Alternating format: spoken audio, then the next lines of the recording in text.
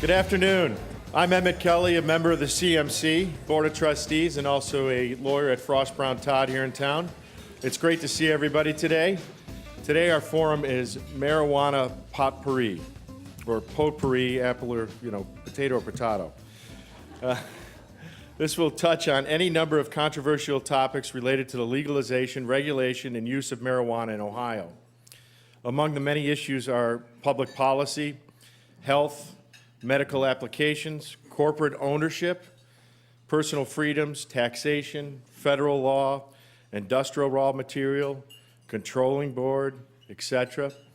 This sounds like a lot of work for lawyers. Questions today will be submitted in writing. You will find a piece of paper at your table near your forum flyer. Please include your name and your question.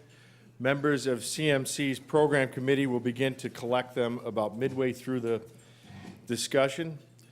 The best questions will be selected for content and relevance and read aloud by our program committee volunteers during our Q&A period. Okay, allow me to introduce our speakers. Speaking today on behalf of legalization of marijuana Ohio as members of ResponsibleOhio, who have state-approved ballot language and are currently in the process of obtaining over 300,000 signatures to make the November ballot, are Ian James and Chris Stock. Speaking against the legalization of marijuana in Ohio are Tony Coder. Tony's with the Drug Free Action Alliance, and Bob Doyle. Bob is visiting from Colorado, and he is the chair of the Colorado SAM, which stands for Smart Approaches to Marijuana Coalition. I got that right, Bob? And of course, our own CMC board member, Mike Thompson, the news and program director at WOSU Public Media and host of Columbus on the Record, will be our moderator today. We ask that each of our panelists, looking at you gentlemen, defer your conversation at the discretion or direction of Mr. Thompson. Mike, the podium is yours. I don't know where you are now. Let's provide a warm welcome for all our speakers today.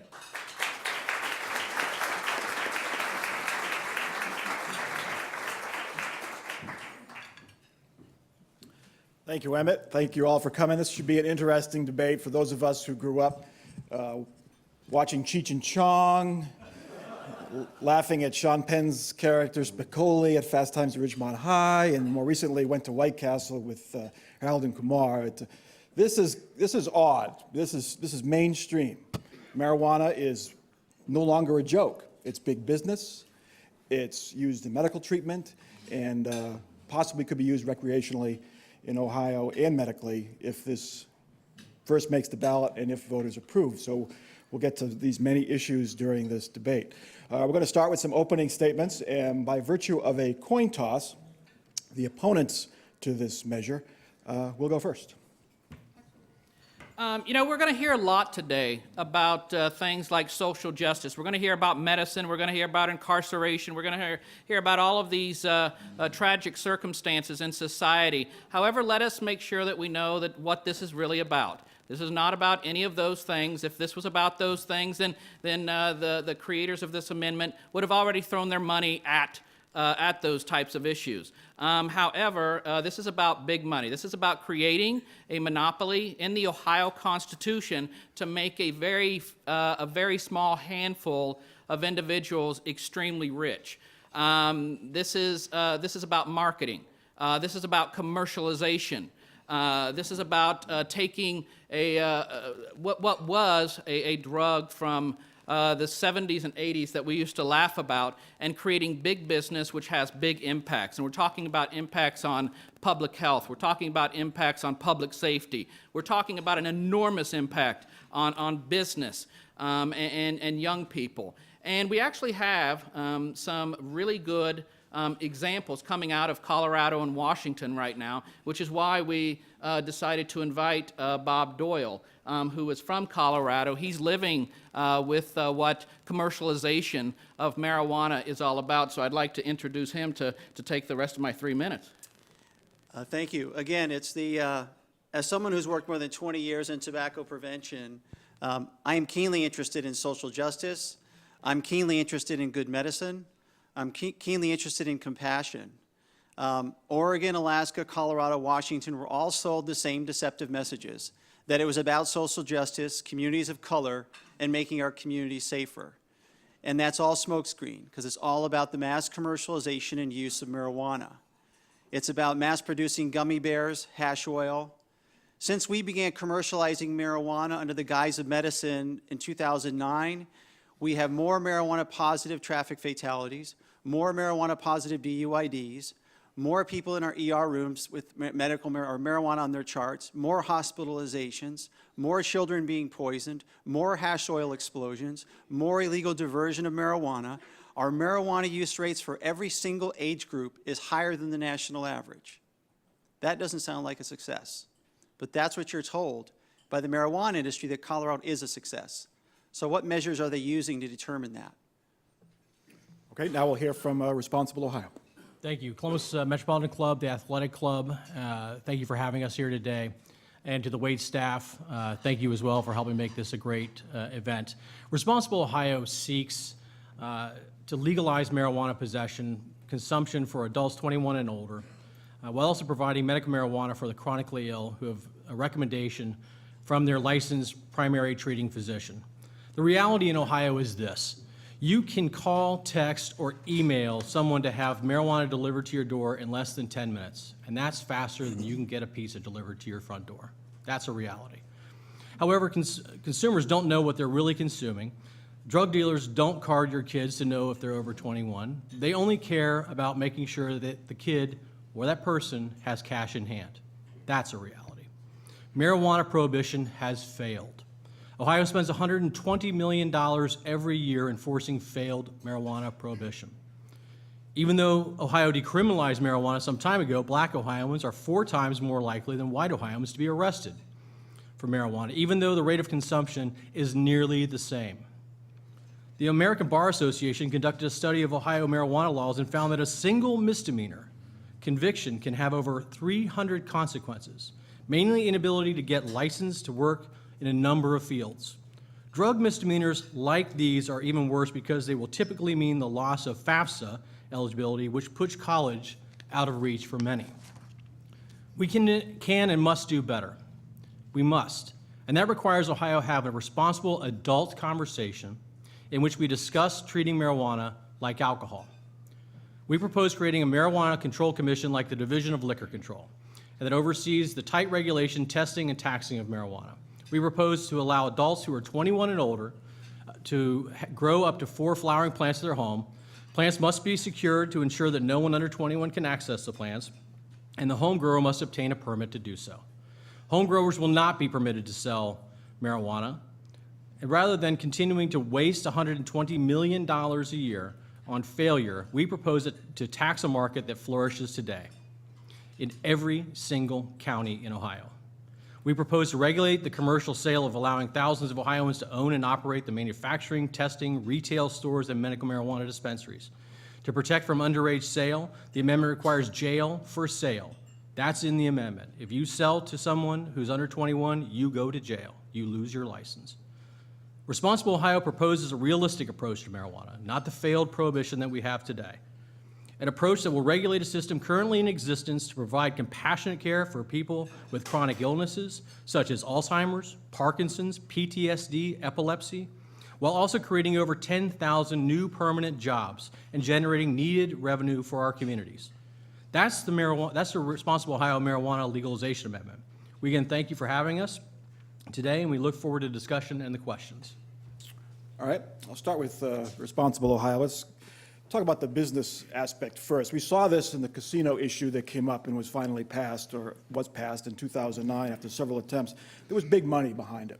There's big money being made by casinos, not as much as they expected, but still big money being made. There is big money behind this campaign. Is it not fueled by the tremendous business opportunity rather than the social implications of legalizing marijuana? Well, thank you. It's actually fueled by failure. We are continuing to spend lots and lots of money on failure. it's also, as the gentleman said, there is a social injustice that occurs here. If you're black, you're 4 times more likely than whites to be arrested. If you're in Allen County and Lima, you're 13 times more likely to be arrested. And this is in a decriminalized Ohio. This is where we've decriminalized it to a point of misdemeanors, but as, again, from what the ABA is telling us, there are 300 issues that people hurdles they have to get over. So, if we keep waiting for this to be taken care of, we've waited since 1997. Bobby Hagan introduced medical marijuana in 1997. 18 years has gone by. We do not have a medical marijuana bill passed. We do not have a medical marijuana law. We have had 9 sponsors of House Bill 33 for medical marijuana in this legislative session. We had 29 sponsors for Hang On Sloopy. Getting back to the business aspect, has there been any projections on the profit margin these companies would have based on this market? Sure, but they're going to, look, this is going to be a business. They are going to make a profit, just as anybody who owns a marijuana retail store, a manufacturer store, a marijuana dispensary system, a testing facility that's a part of this amendment will also make a profit. But what we're doing, Mike, is we're actually turning this from a black market into a legitimate market with regulation, testing, and taxing, and taking that money that's currently going into the black market and putting it into our communities where it can benefit. That is the difference. I want to get this side to respond to that. Estimates are 7 to 8% of Ohioans smoke pot or use pot once a month. It's happening. Why not legalize it, regulate it, control it, and reap the tax benefits from that use? Well, first off, their tax benefits are, quite frankly, ludicrous. They have claimed in multiple news reports that they're going to make $554 million in legalization. You had $44 million in Colorado last year. Now, we're twice the size of Colorado. So basically, by 2020, we're going to have to have 10 times as much marijuana sold, about 250 tons of it. So it really is going to be all about marketing. Going back to the social justice issue, what you have is, okay, yes, let's not make the social justice issue about marijuana. Let's make it about what it really is. It's about social justice, where African Americans are arrested 17 times more, they're more likely to be arrested, 17 times more likely for gambling, 7 times more likely to be arrested for murder, 6 times more likely to be arrested for rape. So instead of making this a marijuana issue, let's make this a social justice issue and actually go at it from that angle. But if 7.5%, 8% of Ohioans are using pot now, what's the harm in legalizing it and regulating it and getting some tax money? Maybe it's not the projections they're saying, but what's the harm in getting something out of that and also regulating that more tightly? Often people like to say Colorado's a social experiment, and I like to tell people, no, we're not, because we actually have commercialized drugs before, alcohol and tobacco, and we actually know the story, that drugs are money losers. Societal costs are far greater for alcohol and tobacco in revenue than the societal costs are far greater in the revenue you're going to make. They are money losers. I love this interest in our communities of color. I'm interested to know if they know anything about our experience with communities of color in alcohol and tobacco use. And as someone who has worked more than 20 years in communities across the country, I have not had one community ever tell me, alcohol and tobacco are working out so well, we really could use another drug in our community. In Denver, where we have the most retail and the, quote, most regulation, where we're supposed to now make everybody safer, we have 33% of African-American high school girls are using marijuana. I don't hear any outrage from the marijuana industry about that. So it's pure fiction that we're protecting. And it's interesting they say regulate like alcohol. What is the most used drug by children? Alcohol. In other words, what's the biggest black market for a drug for children?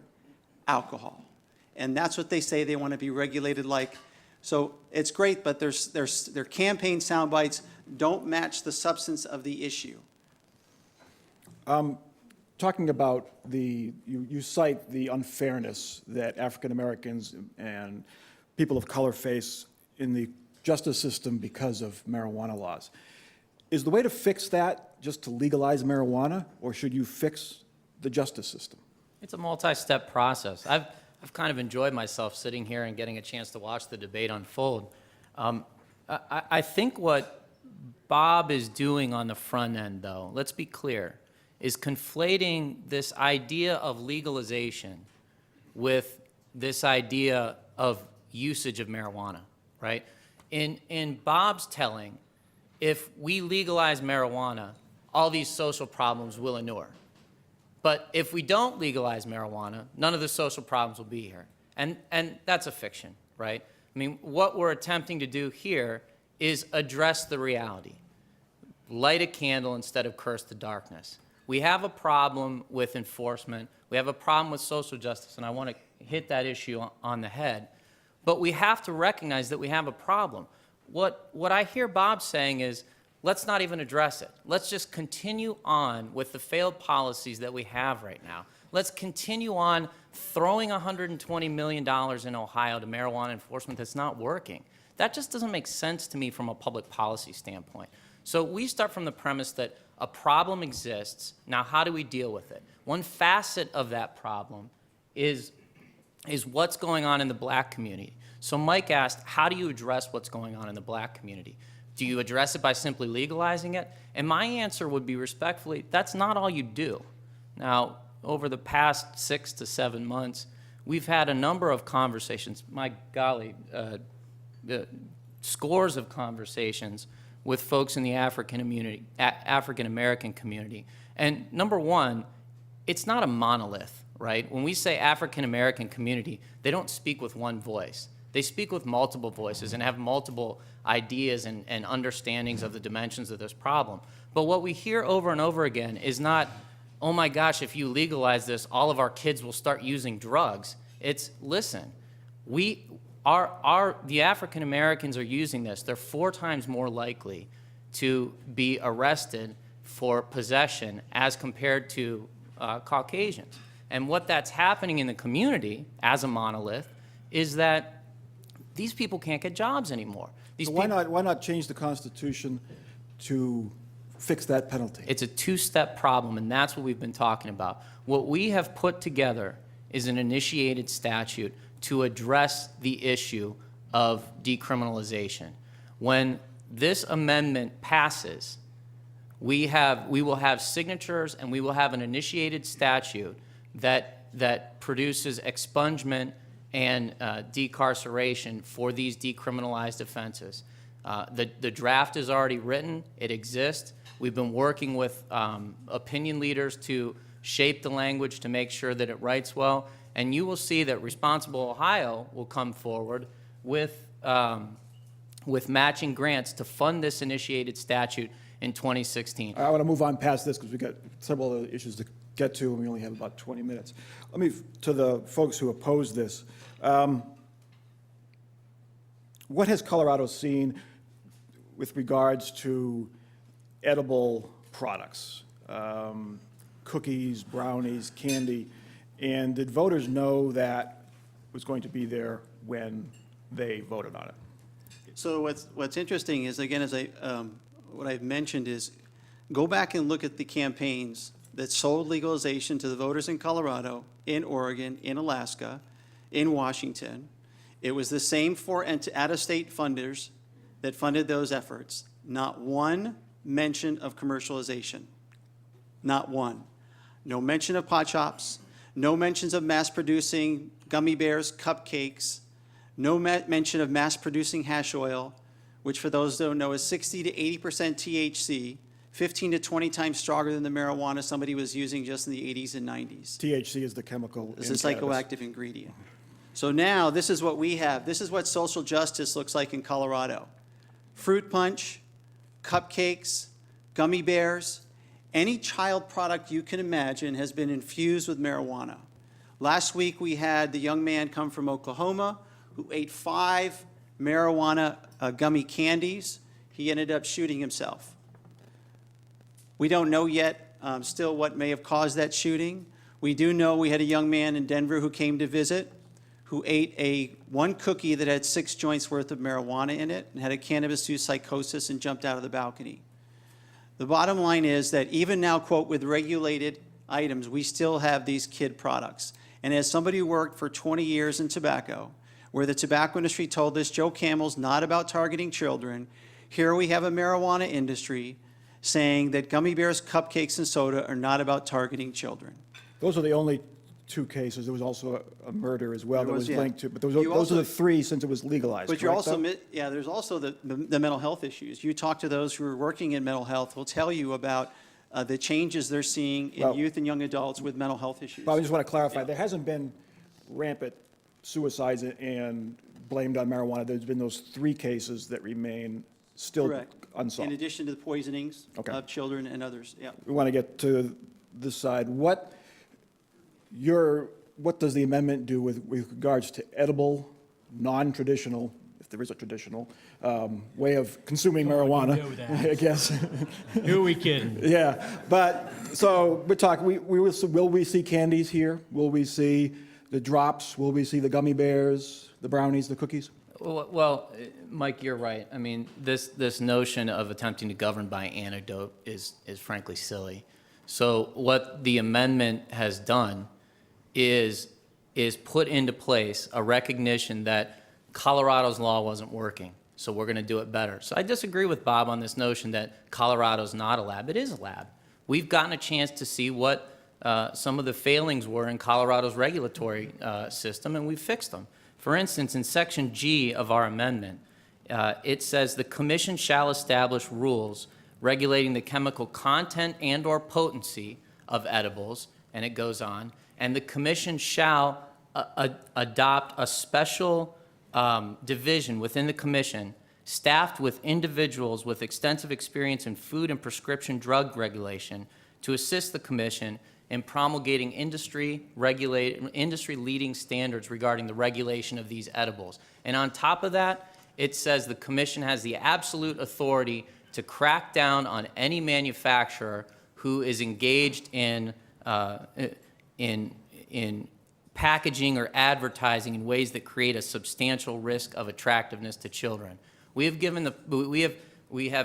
devolved to the commission a significant amount of authority to ensure that the sorts of anecdotal things that are happening in Colorado will not happen in Ohio under this responsible framework. Why not exclude edibles from your amendment altogether? Because I've seen the pictures, they look like they're packaged like Ghirardelli chocolates.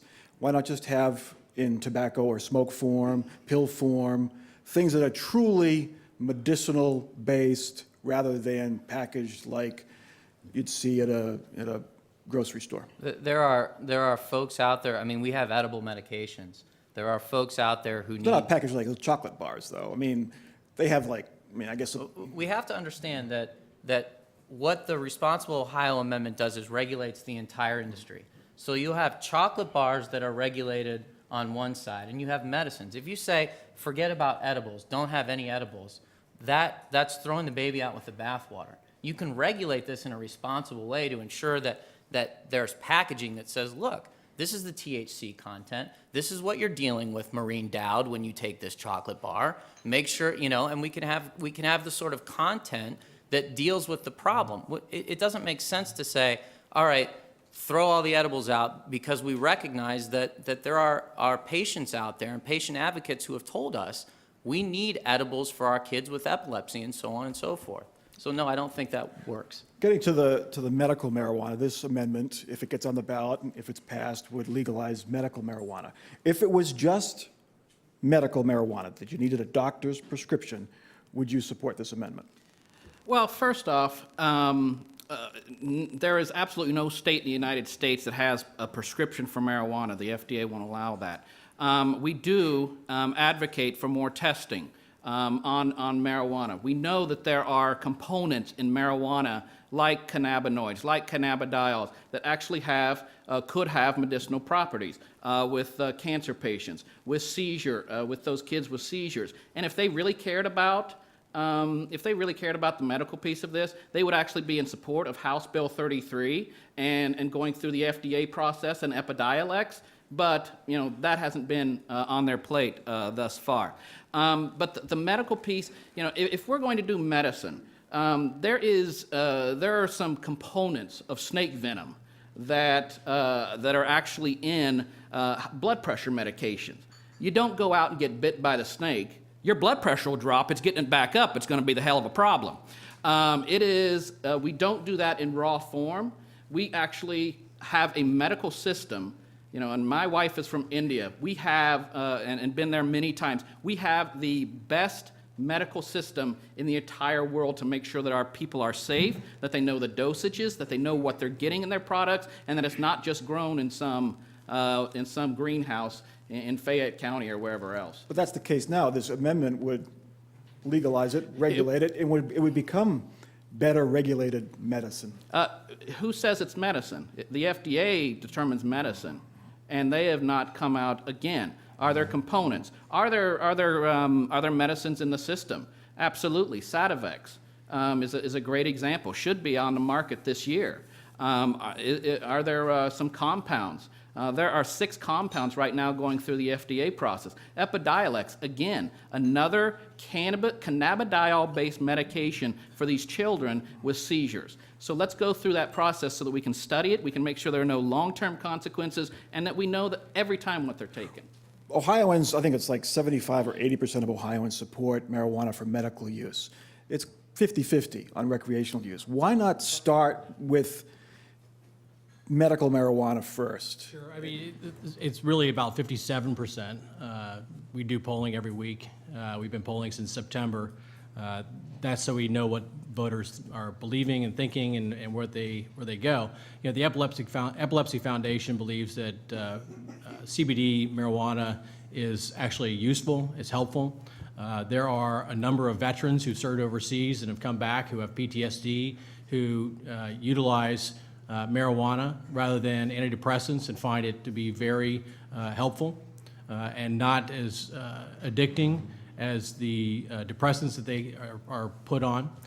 There are a number of cancer patients, Alzheimer's patients, Parkinson's patients that utilize marijuana and find it helpful, easing their pain and suffering, and especially with my grandmother who died from Alzheimer's, the anxiety that Alzheimer's patients go through is tragic.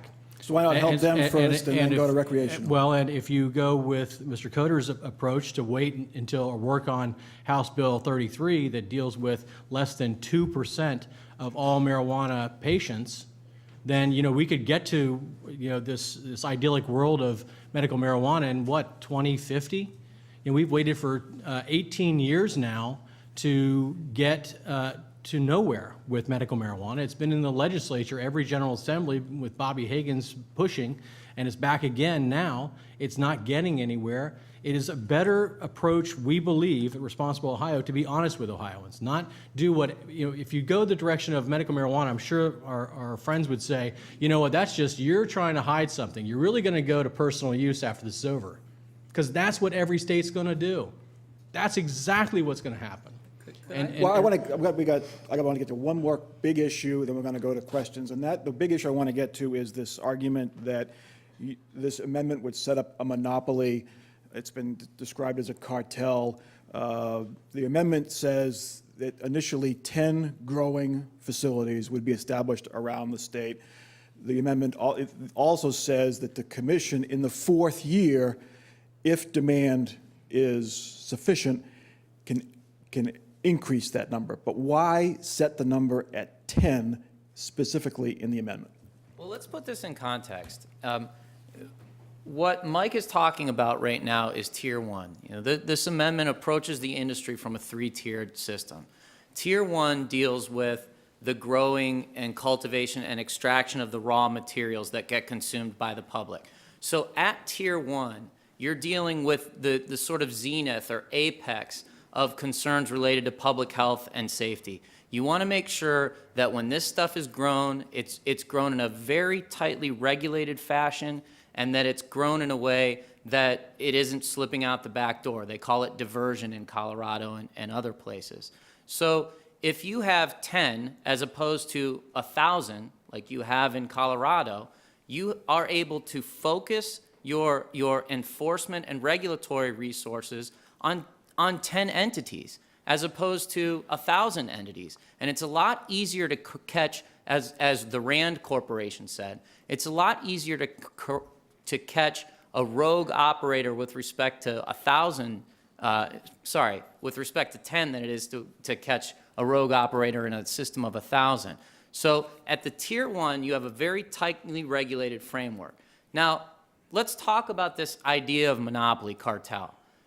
These 10 compete with each other across the state on price, on quality, on quantity. There's no geographic, locations. They must compete across the state with respect to all of this. Now, when you get down to tier 2 and tier 3, you have tier 2, which is the manufacturing facilities, the processing.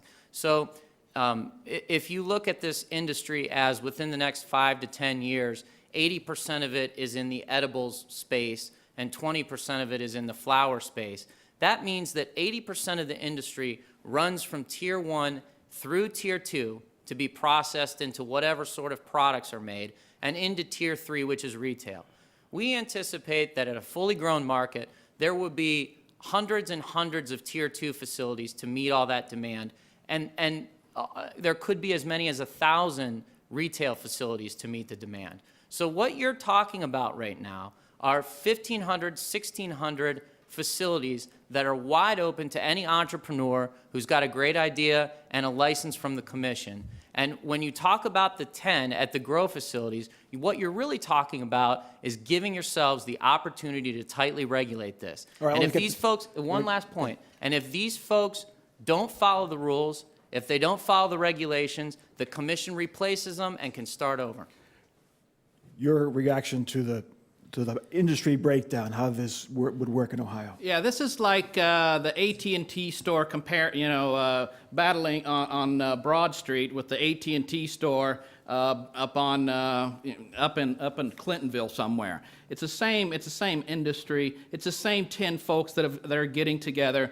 This is absolutely a cartel. It's exactly the way that they're going to handle this, the same way that drug dealers do. There's language in this bill that would actually provide low-cost weed for low-income individuals. We know that what drug dealers do right now is they actually give people free weed, free pot, free heroin to get them hooked, because they have to build that customer base. They're not going to make money off of someone who smokes once a month. You're going to have a chronic user, someone who's using this all the time, just the same way that the cartels do it, just the same way that drug dealers do. So, would Colorado's system be working better, Bob, if there were just 10 producers and more easily monitored and regulated? No, again, you're just talking about the mass production of a drug. But it's by 10 organizations rather than the 1,000. We have no history. When we mass merchandise, mass produce a drug, we're going to create greater use. The legal drugs are the most used drugs. It's that simple. So you're not making it better by bringing in manufacturing facilities, regardless of how many, shops, branded products. Mass producing hash oil in just a few locations doesn't change that equation any. It still creates many of the problems we have. Okay. So, and if I can mention one other thing too about, if I just touch on this issue of medical, because this kind of, as a public health person, this is what can get me very upset. Angered is probably a better word. If any of you walked into a pharmacy today and the pharmacist said, hey, what kind of drug would you want today? We're having a special on Vicodins. How much would you want? The FDA would be there in 10 minutes. The media would be there in 15 minutes. Denver Post was recommending 80 marijuana strains for depression, 25 plus strains for bipolar, 25 plus for PTSD. Myself and 2 physicians wrote a letter to the Denver Post saying, please, for each of those medical recommendations, give us the dosage, give us the duration, give us the counterindications. Tell us, are you recommending they stop taking their other approved meds? Are they being screened for mental health issues, substance abuse issues? All the things you expect in a medical protocol. That does not exist. So when I talk to people, there's a difference between cannabis-based medicine, which there's value, and the medical marijuana movement, absent of any medical protocols. That is not a patient-focused system. Okay. CMC's tradition is to take questions from the audience, little deviation from our normal procedure to keep it fair and balanced and not redundant.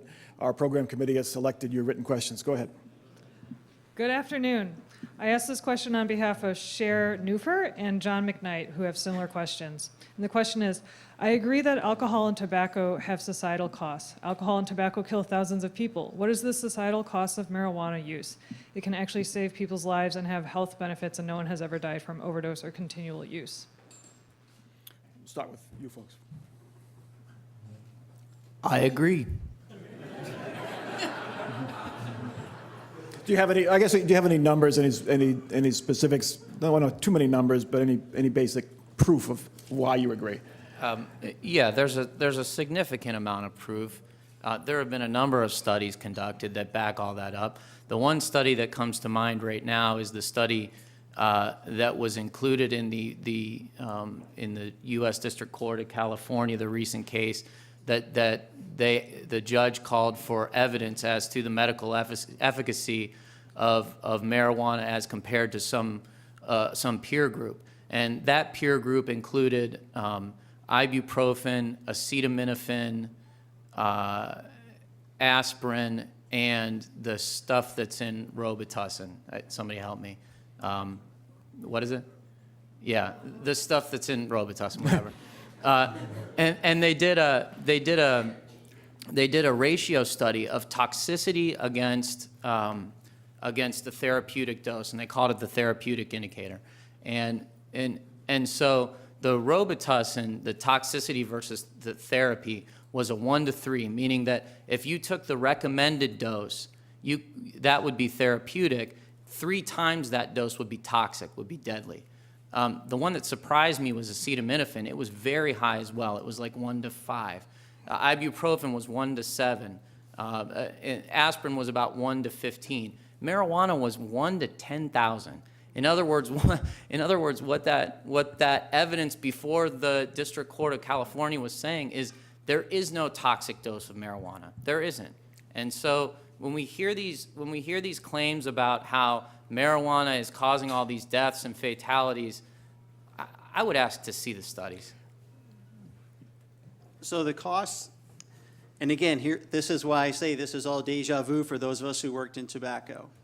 Our product causes no harm. Our product is not addictive. We're not targeting children. This is about social justice and freedom and rights. The truth is, unfortunately in Colorado, we have what I call marijuana industry math, all revenue, no expenses. We have people coming into our ERs, people coming into our hospitalizations. The number of times marijuana is appearing on ER charts has gone up exponentially from 8,000 just a few years ago now to 12,000 in our state. You have marijuana positive DUIDs, marijuana positive auto fatalities. We know the impact of marijuana on the brain. We know the growing evidence of marijuana impact on mental health issues. Talk to those who are working in the substance abuse field. We have a physician who said, 5 years ago, I would have told you marijuana wasn't even on my radar. Now I've got youth and young adults in here, cannabis-induced psychosis, serious mental health issues that we're dealing with. Those are costs. For the mother who comes up to me and says, I had the good student, I had the good athlete. Now they're using marijuana. I'm looking for a treatment facility, and I just hope they'll finish school. That's a major cost. We're learning more and more about marijuana's impact on the heart, just as we did with tobacco. We just had our 50th anniversary of the Surgeon General's report on tobacco, and we're still learning of what diseases are caused by tobacco. Science is a process, and science is an evolution. Marijuana is harming, is costing our state. In addition to the hash oil explosions, which are putting people in burn units, in addition to the children who are being poisoned and going to the ER, all of those are costs. Next question. I asked this question on behalf of Trip Lazarus, who actually mirrors a number of folks. I support legalization for medical and recreational use by adults, but I am concerned that this amendment will write a business monopoly into the Ohio Constitution. Can you put my concerns to rest? Well, we covered that a little bit. To expand on your earlier statement, after 4 years, or in the 4th year, you can expand more than 10. Doesn't that give an unfair advantage to those 10 established growing facilities that have invested the capital, and it's going to be harder to get another business or to a business in if they so wanted to in 4 years with a Well, 3-year head start? Mike, let's look at what's happened in other states in northeast or the northeastern parts of the country where they've had auctions, right? They've had a limited number of licenses go out, anywhere from 5 to 10 or 15 or 16. And those licenses get auctioned off by bureaucrats and state house people, and they're very limited in scope and nature. And let's not kid ourselves. Do you think that people that are contributing to those politicians aren't in some way benefiting? And are they benefiting in the light of day, or are they benefiting in the darkness of the State House?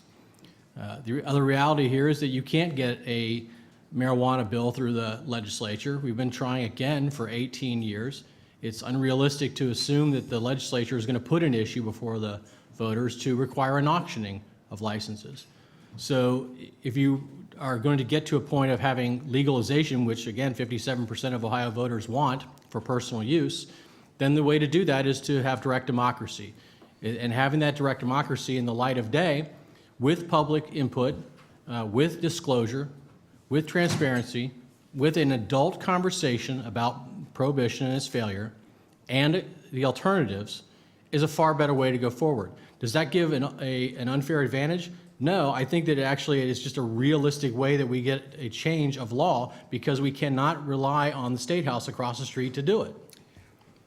Getting to this monopoly issue again, I look at the car industry as kind of a similar thing. Yet there are, relative few manufacturers of cars, but there are more dealers. So there's plenty of competition. You can go to one dealer to negotiate between models, between even dealers on the same model. Wouldn't that happen with this amendment under the way it's proposed? No, because all of the marijuana grown and sold would be by these 10 people. 10, I mean, you're talking But they're about... separate companies. They're all under one amendment. I mean, they are who they are. Plus, they're not really transparent about who they are, quite frankly.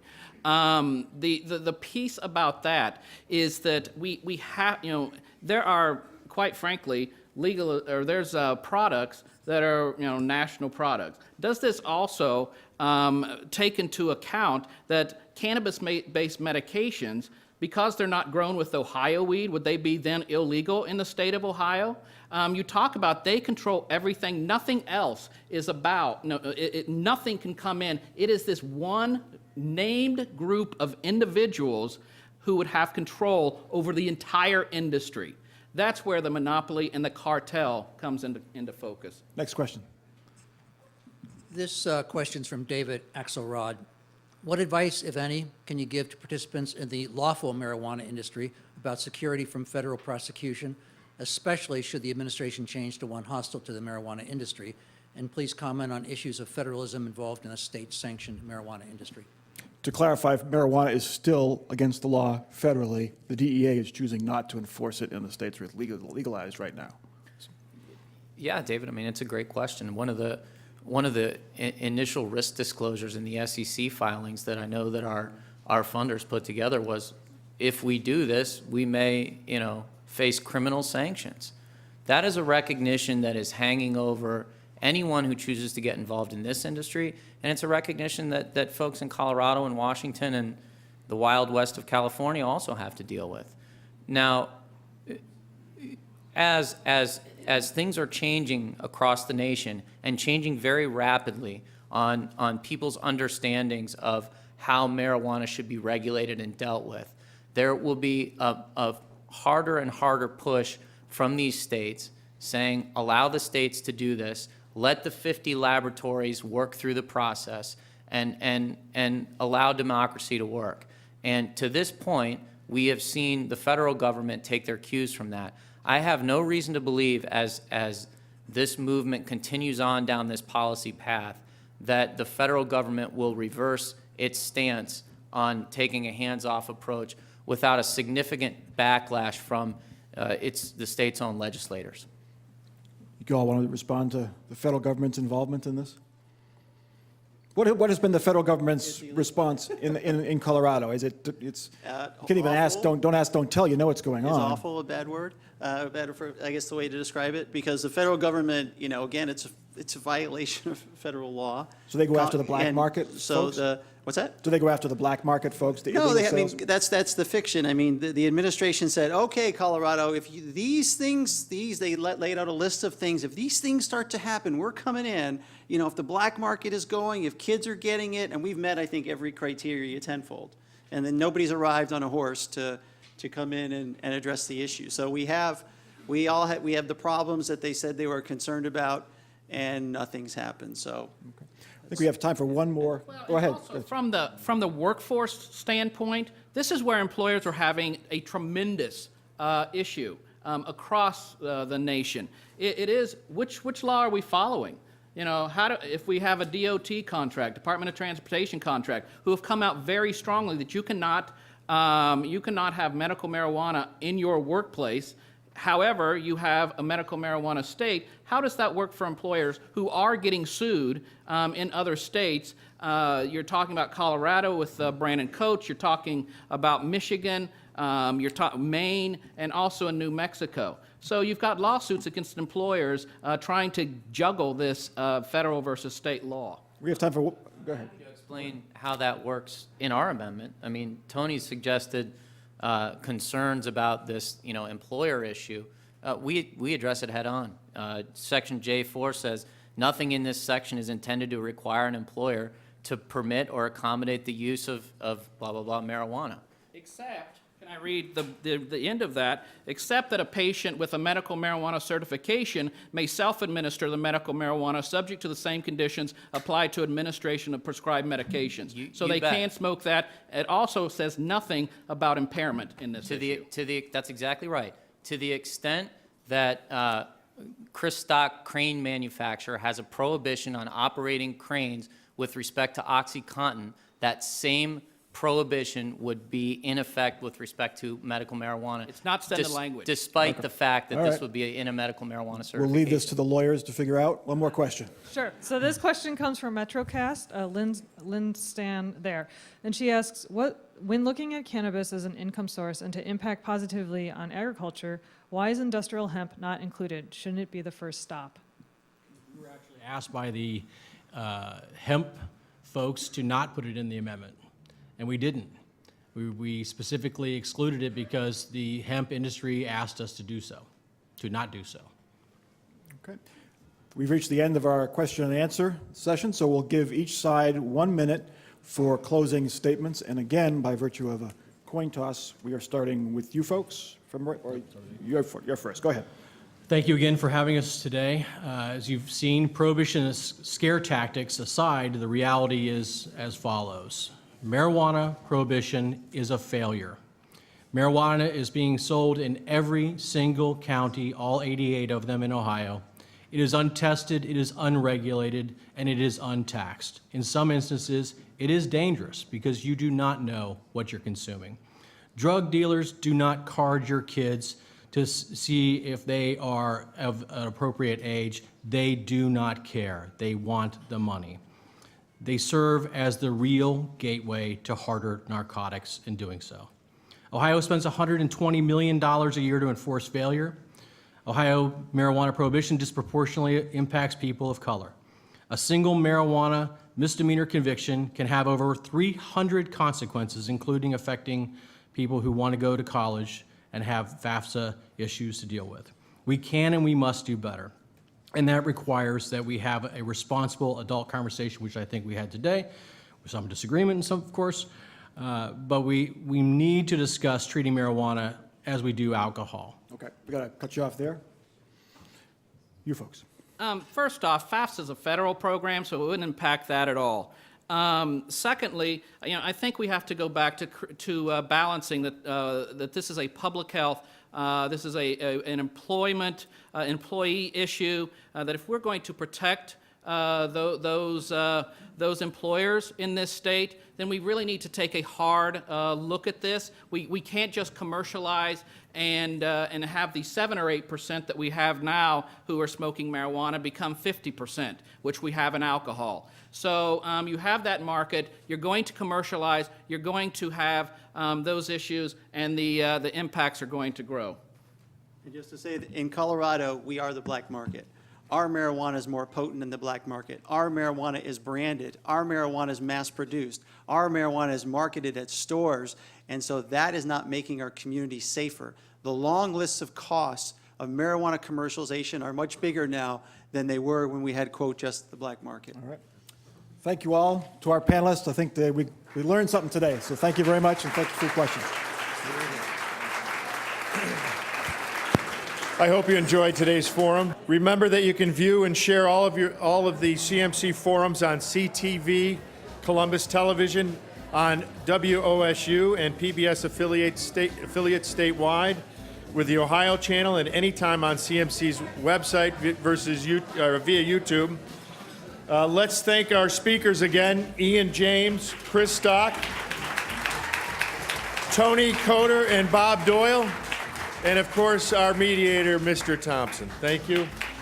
And we look forward to seeing you in the next CMC.